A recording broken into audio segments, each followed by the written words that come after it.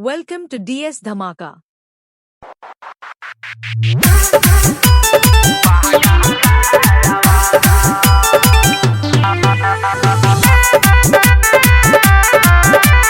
Music by Vikesh Bhojpuria.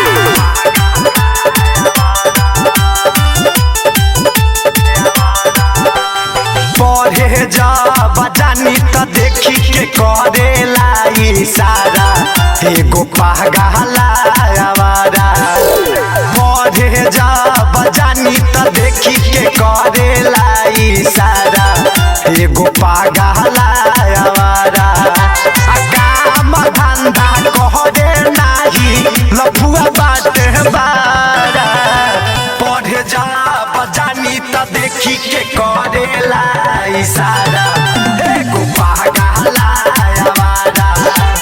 पढ़े जा बजानी रे सखिया त करेला इशारा हौ पागला आवारा।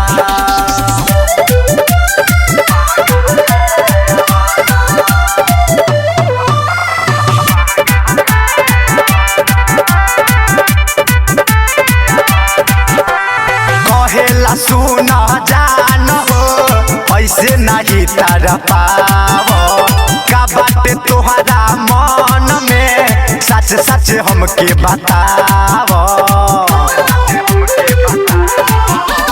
कहेला सुन जान हो ऐसे नहीं तर पाव का बाटे तोहरा मन में सच सच हमके बताव। जब जब जानी रे सखिया तो रहेला वही जखारा।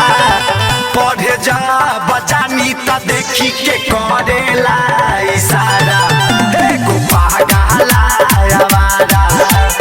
पढ़े जा बजानी रे सखिया तो करेला इशारा हौ पागला आवारा।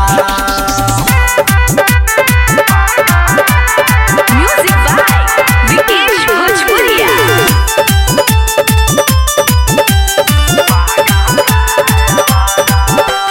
मंदेश धीरज धड़कन हो कहे बारू तू पहिला पसंद हो।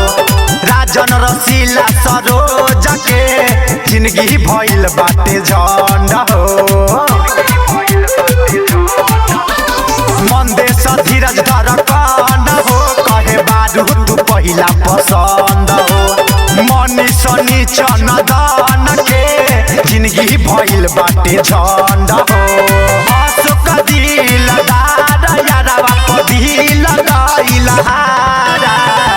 पढ़े जा बजानी त देखी के करेला इशारा एगो पागला आवारा। पढ़े जा बजानी रे सखिया त करेला इशारा हौ पागला आवारा। रवि डिजिटल रिकॉर्डिंग स्टूडियो गंगापी पर।